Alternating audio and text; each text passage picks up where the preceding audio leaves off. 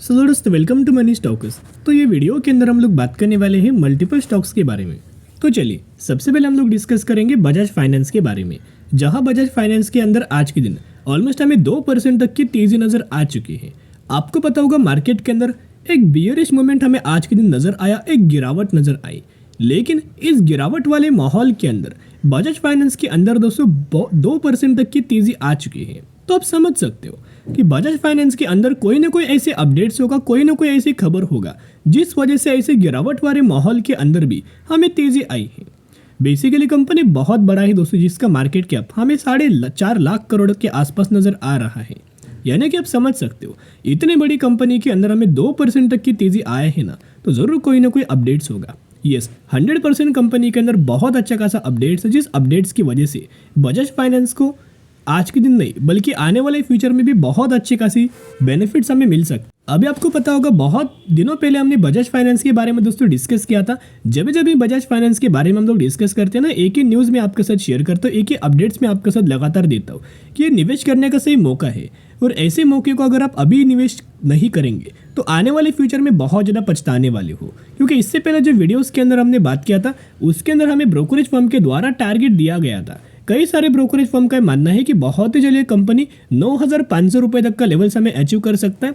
और कई सारे ब्रोकरेज फर्म का मानना है कि बहुत ही जल्द कंपनी जब भी 9,500 रुपये का लेवल क्रॉस करके अगर सस्टेन होता है ना, तो ये कंपनी 12,000 रुपये तक का भी टारगेट हमें शो कर सकता है, लेवल्स हमें शो कर सकता है। करंट प्राइस से अगर आप कंपेयर करके देखेंगे तो ऑलमोस्ट हमें 70 to 80% तक की जंप आपको बजाज फाइनेंस के अंदर नजर आ सकती है। क्योंकि जब भी कोई भी कंपनी जो फंडामेंटली स्ट्रांग है, कंपनी का बिजनेस बहुत अच्छा है और वो एक रेंज अगर क्रिएट करता है ना, तो उस कंपनी के अंदर बहुत अच्छा खासा जब भी ब्रेकआउट अगर होता है तो ये ब्रेकआउट बहुत अच्छा खासा वर्क होता है। अभी अगर आप बजाज फाइनेंस के अंदर कन्वर्ट करके देखेंगे या फिर इनका परफॉर्मेंस देखोगे तो 2022 से लेकर कंपनी लगातार दोस्तों कंसोलिडेट कर रही है। यस, 1 साल कंपनी को पूरा हो चुका है, कंप्लीट कंपनी ने 1 साल बहुत अच्छा खासा कंसोलिडेट किया। अभी ये ब्रेकआउट होने का समय है। अभी मैं आपके साथ थोड़ा बहुत चार्ट शेयर करना चाहूँगा जिसके हिसाब से आपके अंदर बहुत अच्छा खासा कॉन्फिडेंस बिल्ड होगा और बजाज फाइनेंस को आप लॉन्ग टर्म के लिए होल्ड करेंगे। देखिएगा, ये है कंपनी का रेजिस्टेंस लेवल, ये है कंपनी का सपोर्ट लेवल। इससे पहले क्या हुआ था ना, कंपनी लगातार रेजिस्टेंस फेस कर रहा था, ऊपर जाएगा लगातार रेजिस्टेंस फेस करके गिरावट होगा, फिर हमें तेजी आएगा, रेजिस्टेंस फेस करके गिरावट होगा। लेकिन दोस्तों तीसरी बार यह हो क्या रहा है ना, कंपनी गिर रहा नहीं है, यानी कि ऊपर लेवल्स के ऊपर कंपनी लगातार कंसोलिडेट कर रहा है।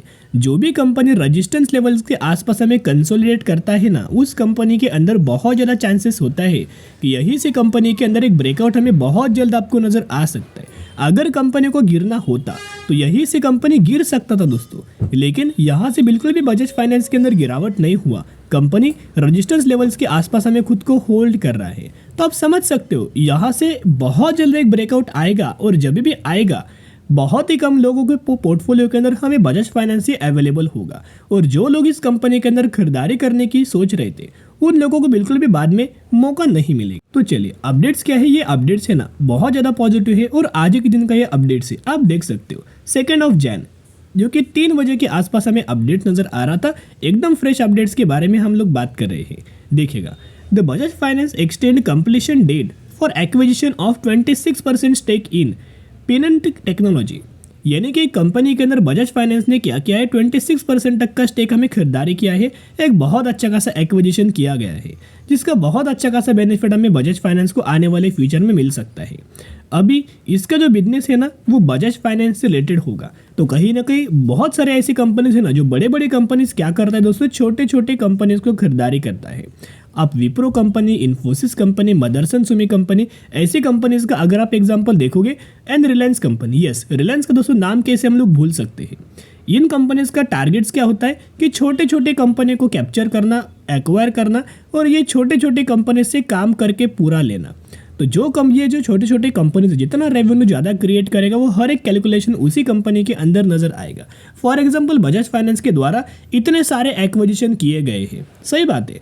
तो इनमें से एक एक कंपनी जितना भी रेवेन्यू जनरेट करेगा ना, वो हर एक रेवेन्यूज या फिर प्रॉफिट्स हमें बजाज फाइनेंस के ही अंदर कैलकुलेट होगा। तो बजाज फाइनेंस के अंदर सेकंड अपडेट्स देखोगे तो लगातार दोस्तों कंपनी फंड रेजिंग के ऊपर फंड रेजिंग हमें कर रहा है। ऊपर से कंपनी ने बहुत अच्छा खासा बीड भी किया है, जिसका ऑलमोस्ट हमें 10.25 बिलियन रुपीज़ का एक बहुत बड़ा बीडिंग हमें कंपनी के द्वारा किया गया है। एंड लगातार ये कंपनी क्या कर रहा है, एक फंड रेजिंग कर रहा है बॉन्ड्स के माध्यम से। और इनका मानना है कि आप देख सकते हो, the company raised 5 billion rupees through re issue of 7.79% सितंबर 2030 बॉन्ड एट 7.88% यील्ड।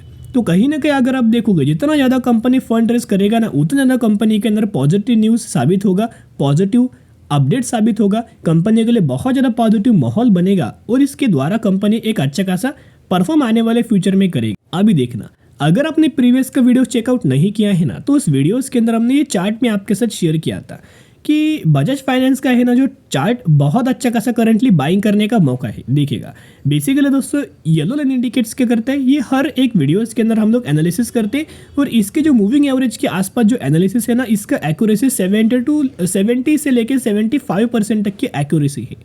तो जो येलो लाइन इंडिकेट्स क्या करता है, 50 डेज का मूविंग एवरेज।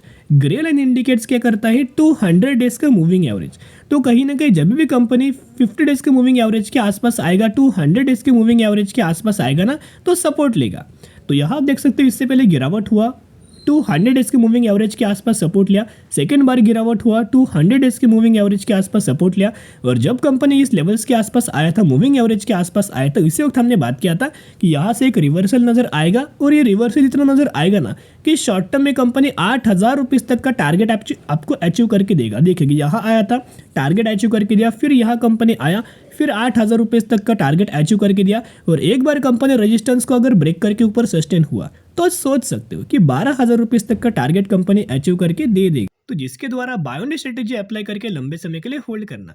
अभी हम बात करने वाले हैं इन्फोसिस के बारे में, जहां आपको पता होगा आज के दिन मल्टीपल सेक्टर्स के अंदर और मल्टीपल स्टॉक्स के अंदर हमें गिरावट नजर आया। इसका रीजन क्या था, स्टॉक मार्केट के अंदर आज के दिन हर एक इंडाइसेस के अंदर गिरावट हुआ, जिसकी वजह से हर एक सेक्टर और हर एक स्टॉक गिरा। और इसी की वजह से इन्फोसिस के अंदर भी 1% की गिरावट नजर आ चुकी है।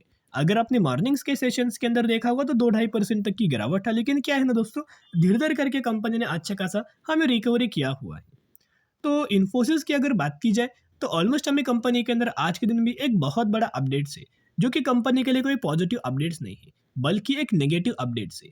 तो जैसे कि विप्रो के अंदर आपको बताया, मैंने रिसेंटली ये वीडियो शेयर करने से भी एक वीडियो चैनल के ऊपर ऑलरेडी अपलोड हो चुका है विप्रो की रिगार्डिंग, जो कि कंपनी किस तरीके से अपना Q3 का रिजल्ट पेश कर सकती है। उसके अंदर भी हमें कई सारे ब्रोकरेज फर्म ने यही बात किया गया है। सिटी ब्रोकरेज फर्म के द्वारा मानना है कि विप्रो कंपनी का रेवेन्यूज के अंदर हमें फॉल आ सकता है। और अभी रिसेंटली एक बहुत बड़ा अपडेट्स हमें किया गया है, एक रिपोर्ट के अंदर सामने आया है कि इन्फोसिस कंपनी का रेवेन्यूज कैसा हो सकता है। तो चलिए अभी हम आ चुके अपडेट्स के ऊपर। ये अपडेट्स किसके द्वारा पेश किया गया है, एक ब्रोकरेज फर्म है, एक एनालिस्ट है, जिनका नाम है निर्मल बांग। इनके द्वारा ये रिपोर्ट के अंदर हमें चीज मेंशन किया गया है। इन्होंने कौन कौन सी कंपनीज को रडार के ऊपर रखा है, Infosys, TCS, Wipro, Cyient, Mphasis, Persistent, corporate share, what to watch in Q2 result. अभी इस पैराग्राफ के अंदर दोस्तों उन्होंने एक चीज मेंशन किया है कि जो लगातार क्लाइंट से आईटी सेक्टर की कंपनीज को ढेर सारे ऑर्डर्स हमें मिल रहे थे, ढेर सारे डील्स हमें मिल रहे थे, उस डील्स के अंदर बहुत ज़्यादा हमें डिले हो रहा है। जितना ज़्यादा डील्स के अंदर हमें डिले होगा, उतना आईटी सेक्टर की कंपनीज के अंदर प्रॉब्लम नज़र आएगा, प्रॉब्लम फेस करना पड़ेगा। ऊपर से आपको बताइए कि बैंकिंग फाइनेंशियल सर्विसेज से और हमें ब्रोकरेज फर्म के द्वारा ये मानना है कि जो इनका बैंकिंग फाइनेंशियल सर्विसेज है ना, उसके अंदर फिर एक प्रॉब्लम आपको नज़र आ सकता है। तो जिसके द्वारा इनका भी यही मानना है कि फिर आपको यहाँ थोड़ा प्रॉब्लम नज़र आ सकता है, और जिसके वजह से इन्होंने इन्फोसिस के ऊपर दोस्तों कुछ हमें स्टेटमेंट पास आउट किया है। चलिए वो स्टेटमेंट क्या है बात कर लेते हैं। तो अभी हम आ चुके हैं अपडेट्स के ऊपर।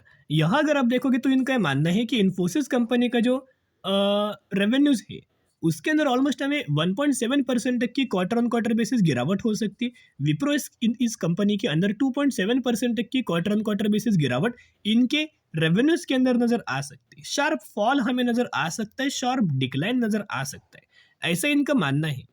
उसके साथ साथ जो तीन कंपनीज का नाम दिया गया है, LTI Mindtree, TCS and tech Mahindra, इनका ये मानना है कि इन तीनों कंपनीज का जो रेवेन्यूज ग्रोथ होने वाला है ना, वो माइनस में नहीं होगा, वो 1.2% का प्लस के अंदर आपको नजर आ सकता है। लेकिन दोस्तों कहीं ना कहीं यहाँ अगर आप देखा जाए तो जो हमें बहुत सारे मैक्सिमम ब्रोकरेज फर्म का एनालिस्ट का जो रिपोर्ट्स अगर आप कंबाइन करके देखेंगे उसका एवरेज आउट निकालेंगे तो ये लोग बियरिश नज़र आ रहे हैं कौन कौन सी कंपनीज के अंदर, इन्फोसिस के अंदर और विप्रो के अंदर। इनका ये मानना है कि दोनों कंपनीज का जो रेवेन्यूज है वो गिरावट हो सकता है, ऐसा हमें बहुत सारे ब्रोकरेज फर्म का मानना है। लेकिन दोस्तों ये कंपनीज अगर गिरता है शॉर्ट टर्म के लिए, लेकिन लंबे समय के लिए कंपनी नहीं गिरेगा। अगर ये कंपनीज बुरा परफॉर्म करता है ना, या फिर दूसरी कंपनी थोड़ा सा अगर बुरा परफॉर्म करेगा तो कोई बहुत बड़ा इंपैक्ट नजर नहीं आएगा।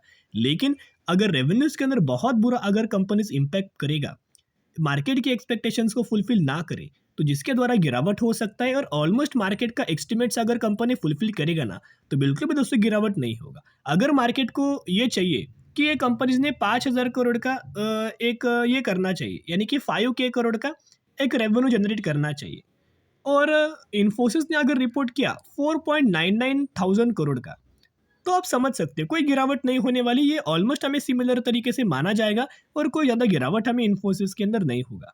आज के दिन का अगर आप डिलीवरी बेस पैटर्न देखोगे तो ऑलमोस्ट हमें कुछ भी बोला जाए 71% तक की डिलीवरीज लगातार दोस्तों नजर आ रही है। और ये डिलीवरीज के अंदर आपको क्या लग रहा है दोस्तों, अब मुझे कमेंट सेक्शन के अंदर बताना कि क्या आपको लग रहा है कि क्या करंटली जो 71% तक की डिलीवरीज है क्या रिटेलर्स खरीदारी कर रहे हैं? नहीं दोस्तों, इसके अंदर म्यूचुअल फंड्स के द्वारा, एफआईएस के द्वारा और डीआईएस के द्वारा बहुत बड़ा स्टेक हमें खरीदारी किया जा रहा है। और म्यूचुअल फंड्स लगातार अगर आप ऑब्जर्व करेंगे तो बड़े बड़े जो म्यूचुअल फंड्स होते हैं ना, उनके टॉप मोस्ट लिस्ट के ऊपर इन्फोसिस कंपनी का नाम है, जिन्होंने बहुत बड़े बड़े इन्वेस्ट किया है।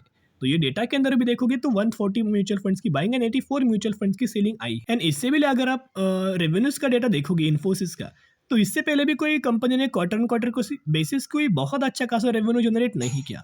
ऑलमोस्ट हमें सेम रेवेन्यूज यहाँ जनरेट दोस्तों किया गया है। तो कहीं ना कहीं थोड़ा सा दोस्तों अगर कंपनी का रेवेन्यू अगर बुरा आता है या फिर ऑलमोस्ट सेम आता है ना, तो कोई गिरावट नहीं होने वाली। लेकिन अगर कोई बहुत बड़ा अगर दोस्तों डिफरेंस अगर आएगा तो हमें एक गिरावट फिर आपको आईटी सेक्टर के अंदर आ सकती। बाकी दोस्तों कोई बात नहीं, कंपनी बहुत अच्छा है, फंडामेंटली कंपनी स्ट्रांग है। इसके अंदर ऐसी बात नहीं कि पहले भी प्रॉब्लम आया था। इससे दोस्तों इन कंपनीज के अंदर दोस्तों पहले भी प्रॉब्लम आ चुका है। मैंने मैक्सिमम के अंदर डेटा आपके साथ शेयर किया था।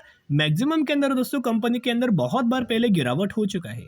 लेकिन जो कंपनी के अंदर दोस्तों गिरावट होता है ना, उसके बाद जरूर ये 100% कंपनीज हमें रिकवर भी होता है एंड बहुत अच्छा खासा रिटर्न कंपनी परफॉर्म करके देता है। अभी अगर आप एक चीज देखेंगे तो अगर थोड़ा भी कंपनी गिरता है ना, तो निवेश करने का सही मौका हो सकता है। तो बाय ऑन स्ट्रेटेजी अप्लाई करके दोस्तों इन्फोसिस के अंदर चलना। आगे अगर कोई इन्फोसिस रिगार्डिंग कोई अपडेट्स अगर आता है तो 100% हम लोग बात करेंगे। चलिए अब हम डिस्कस करेंगे लास्ट कंपनी के बारे में, जिसका नाम है न्यूजन सॉफ्टवेयर टेक्नोलॉजीज, जो कि 1600 रुपए के आसपास हमें ट्रेड कर रहा है और 600% तक का रिटर्न्स बना के दे चुका है। यही वो कंपनी है जिसके अंदर 1:10 रेशियो का स्प्लिट का बेनिफिट मिलने वाला है। तो एक के बदले 10 शेयर आपको एक कंपनी देने वाली है। तो स्टडी करना, एनालिसिस करना और उसके बाद निवेश करना। तो चलो दोस्तों आज के लिए इतना। अगर आपको ये वीडियो पसंद आए जरूर वीडियो को लाइक और चैनल को सब्सक्राइब कर सकते हो। फिर मिलेंगे, बाय।